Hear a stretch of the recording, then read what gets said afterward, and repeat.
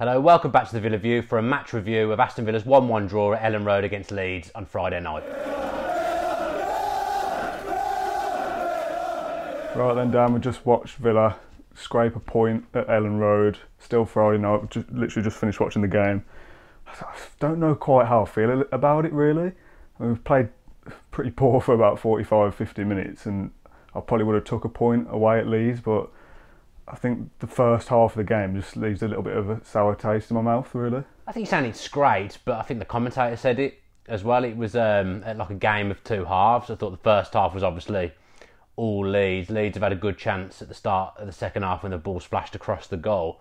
But I thought we had most of the ball in the second half, albeit until Grealish and Lansbury came on. We didn't really look like we were going to score a goal. I mean, we start with the first half. The passing was completely unacceptable. The ball retention was non-existent, and to be honest, it felt a bit like it was Chester versus the world in the first half. The goal was poor. A few of my mates are blaming Johnston. I'm not sure, because I think it was a good delivery. I don't know how you saw it. I think Samba should perhaps be doing a bit better. I think with the ball whipped in at that pace, it's difficult for Johnston. I don't know how you saw it. Yeah, I wouldn't really put much blame onto Johnson. If I had to pick somebody, it would be Samba that I'd be saying is at fault there. I think he was on the wrong side of Janssen. He just couldn't get round him, could he? I know they're both big, strong players, but Samba just looked, I don't know, I feel like I expected him to do better there, really. Yeah, you kind of feel like a bit like that Samba's bread and butter and something he should be dealing with. The thing that is a little bit concerning is since John Terry's not been there, we've conceded from a corner against QPR that was very sloppy. That was pretty sloppy in some respects, although not as bad as the QPR goal. And we got away with one a little bit with Ipswich at home as well from a corner. So we're suddenly looking a bit susceptible from set pieces, which isn't great, because it's a good avenue for the opposition to get a goal against you. So it's a poor goal from our point of view, because Johnson hasn't had a lot to do in that game other than pick the ball out the net, really. Despite Leeds having the whole of the first half, I don't recall Johnston really having to make any saves. I mean, neither keeper was particularly busy tonight, but we've given ourselves an uphill task by conceding from a set piece early on in the first half. I think there's two things to that. Is that there's one when Johnston sort of came out and flapped it a little bit.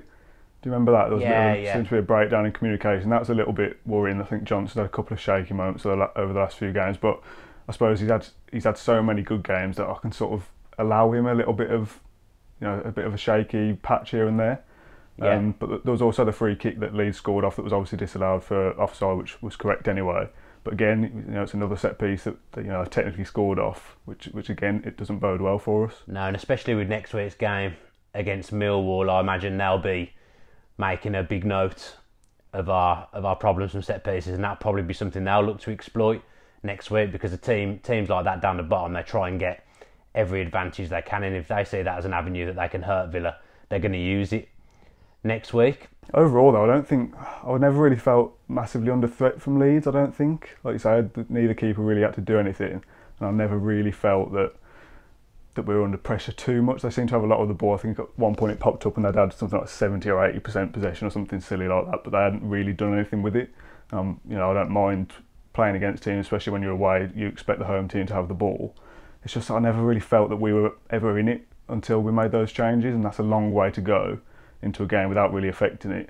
If we want to be pushing around the top 6, top 2, I feel like we need to be going out to teams and saying, we're Villa, this is what we're going to do, and we just don't really seem to do that. I don't think we set up particularly negative, to be honest. Whenever the camera was cutting to Bruce, he was looking really frustrated with what he was seeing, and he will have been frustrated because our passing in the first half was so bad. It was really real low level stuff. And the thing is, when you're not passing well, then at least maybe try and go direct a few times and hit Davis, but we didn't even really do that. And it wasn't like we were messing up hard passes. It was the simple passes. I mean, Onuma, I think he's been great in general, but you could tell by his face when he came off, he knew he'd had a poor night, and he wasn't happy with himself. He in particular in the first half couldn't string any kind of passes together.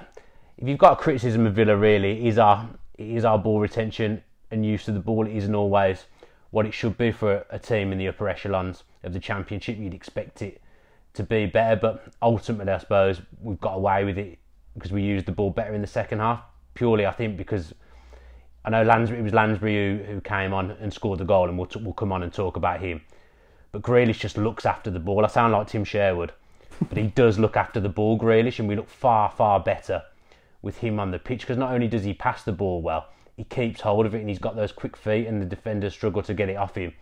And more often than not, they foul him, so we keep the ball that way. So he was a massive plus for me coming on tonight. Yeah, I was exactly going to say, you've robbed my point there about how many free kicks he won. I didn't count how many it was, but it happened enough times that I felt like, oh, that was another one. So, you know, when you're chasing a game like that and you've got a player that knows when to go down and can draw the foul, that allows us to push people like Samba up. And for most free kicks we had, Samba was the target, and I think he won most of them as well. Yeah, he did. Just, it never really quite landed from a set piece for us attacking wise. Yeah, there's people that don't like Grealish as well, and that's fine. Obviously, everyone's got their opinion on Villa players, but to me, the guy's a footballer. He's our best football player, in my opinion. So if we can get something out of him now, go over the Christmas period where he's not really played any football because of injury, that's going to be a real plus point to us, because you can see that a few of the players were looking a bit leggy and tired again tonight. So I'd expect now to see Grealish start on Saturday. And Lansbury's been someone I'm not really criticising, but in my head I've been thinking I want to see something from you. I want to see you do something, and he's shown it tonight. Come on and scored a really good goal, and he got involved a lot as well. So Horahan's probably going to be looking over his shoulder next week now as well. So just after the hour, then we've made the changes, and those have changed the game for us, and that's something that we haven't done. It's not really something that you do. You don't try and change a game, but we've never really looked to the bench and thought, oh, this is going to help us, especially in recent weeks or months when we've got no one up front to come on. And I think that sort of was an issue today. When you look at somebody like Davis, who does look very leggy, at one point I thought it looked like he was running around with concrete boots on. At one point he's really sort of slow, and he's a big guy. Yeah. But not having a striker to come off the bench to change it, you need to be able to bring on a midfielder like Lansbury or Grealish or somebody like that to come on and get in those pockets of space, and to bring them on at the same time, it really just sort of flipped a switch for us. Yeah, I felt a bit sorry for Davis. The first half in particular, he was very, very isolated. People playing too far away from him, and he needs support. I thought he did well when he tried to run with the ball and be direct himself, but ultimately he needs service. And I think you are right. We're suffering from not having that striker option on the bench. I'm surprised that, for example, Harry McCurdy from the 23s hasn't been put on there, because it doesn't say much for the strikers in the under 23s and below. If at this point they're not even getting on the bench, because we're crying out for someone to come on and help Davis or replace him at the latter stages of games over the last week or so. So we need, people don't like it, we need Gabby back. He's not a world beater. I'm not saying he's going to come in and score 5-6 goals over Christmas, but he's just another option that gives defenders something else to think about in games. At the moment there isn't really much for them to think about. They're shackling Davis, they're shackling Villa's front line. I don't think this is maybe a criticism of Davis himself. There was an interview before the game and he comes across very well, and he's got his feet on the ground. He has been very good for us. But do you think not having a striker behind him could maybe cause a few complacency issues as well?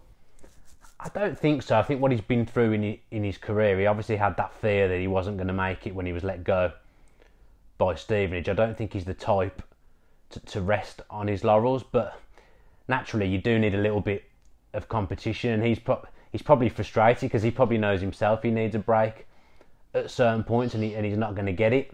Hepburn Murphy's another one. I mean, the under-23s game got cancelled in the week. He needs to get some fitness under his belt, because we could certainly use him and Gabby at the moment. We need to get some attacking players back. Do we need El Mohammadi and Delat on the bench at the moment? Do we need two people that can play right back on the bench? For me, even if maybe Harry McCurdy's not quite ready, but I think it sends a better message if he sat on the bench with the option of coming on. Yeah, I just want to clarify, that's not a dig at Davis from me or anything like that. I don't think it is complacency from him. I just think that, like you say, because there's no other option, you sort of get to that point when it's sort of 60, 70 minutes and you look to the bench to make a change with somebody like Grealish or Lansbury to spice up the midfield a bit.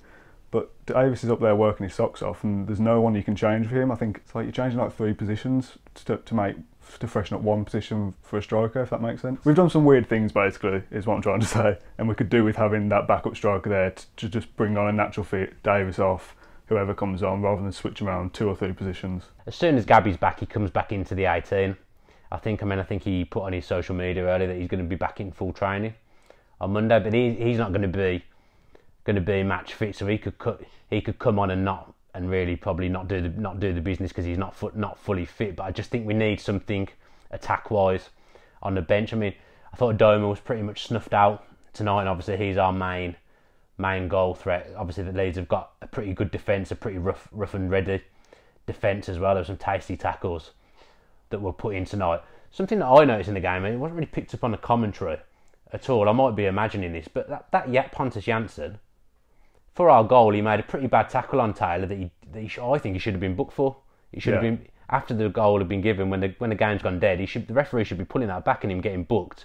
And he then got booked about 3 or 4 minutes later for another semi-bad tackle, so he would have been off the pitch.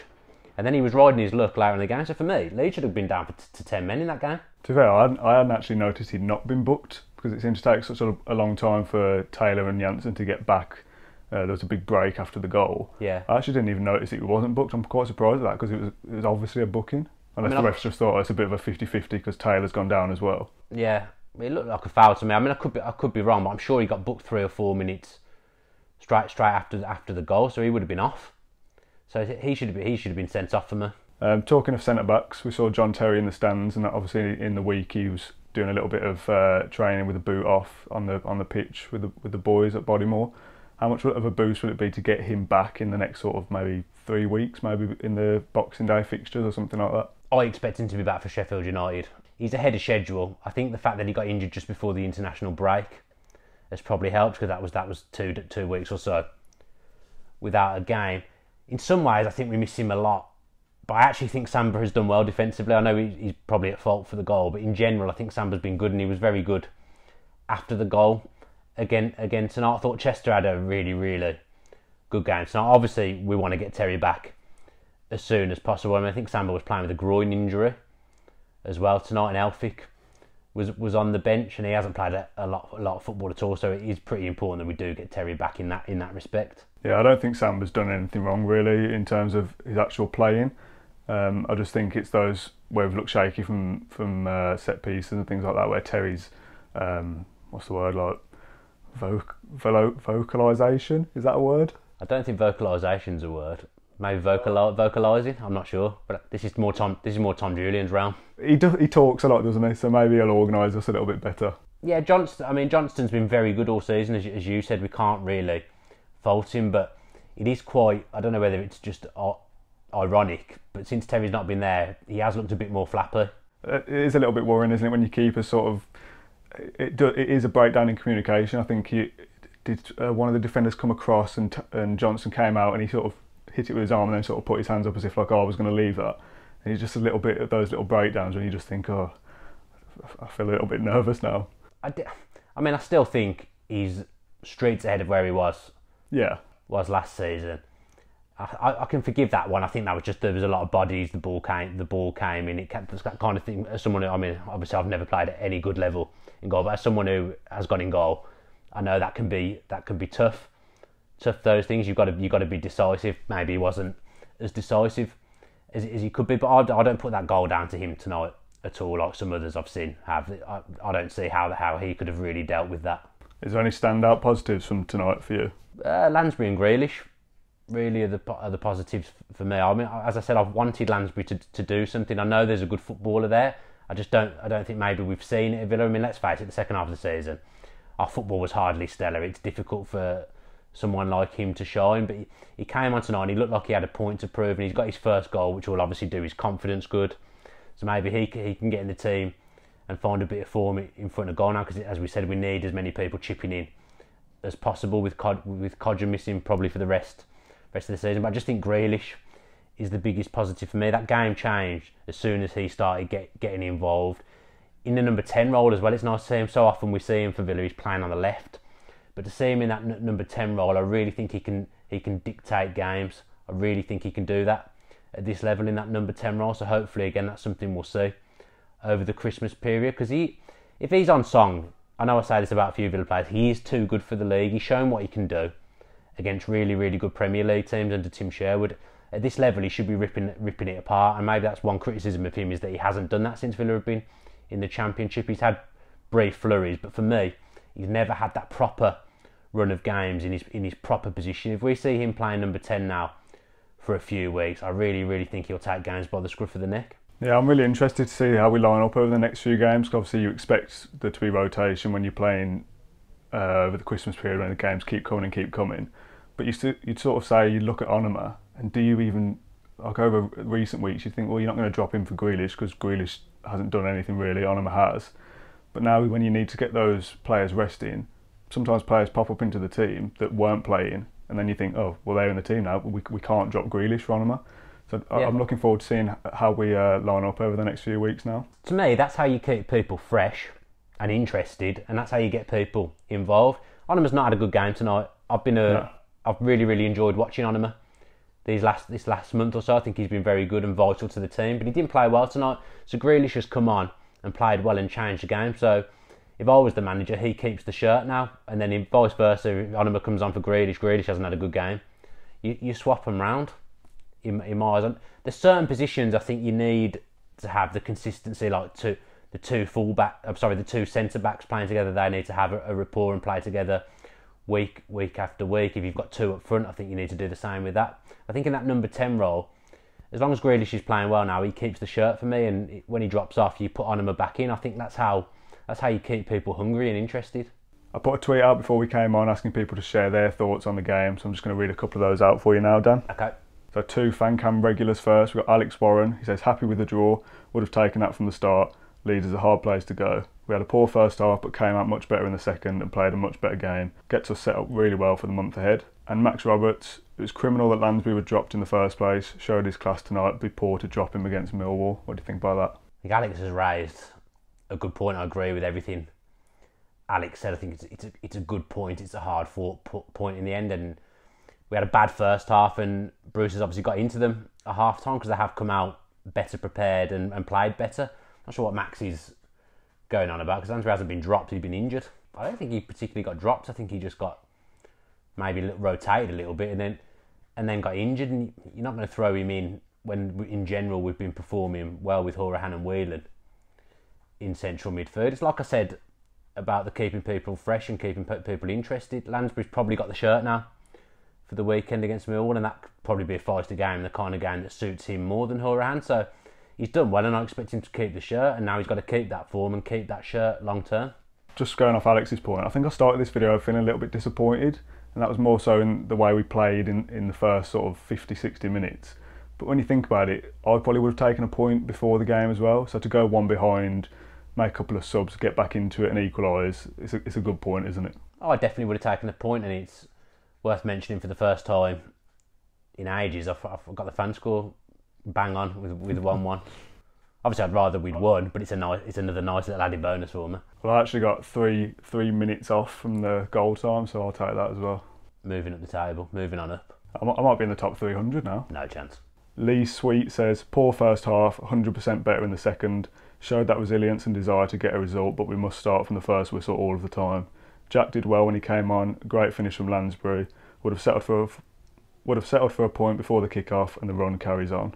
And John F. Newell says, take a point, but we cannot start games like that. First half wasn't good at all. Nice to see Steve Bruce making positive changes. Keep going. Promotion is the aim. I think Villa are quite often a team that only plays well for one half.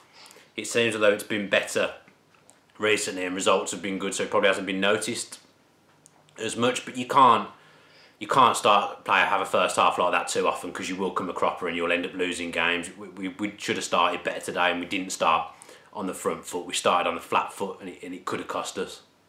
Linda Pallett says, Chester absolutely superb tonight. He leads by example. Ashley Pree says, a good solid point. Tom Brooks, they showed so much character in the second half, which shows how good a job Bruce has done. And finally, Richard Skidmore, solid point, a good start to a tough month. We've come a long way in a year, and great to see Lansbury score.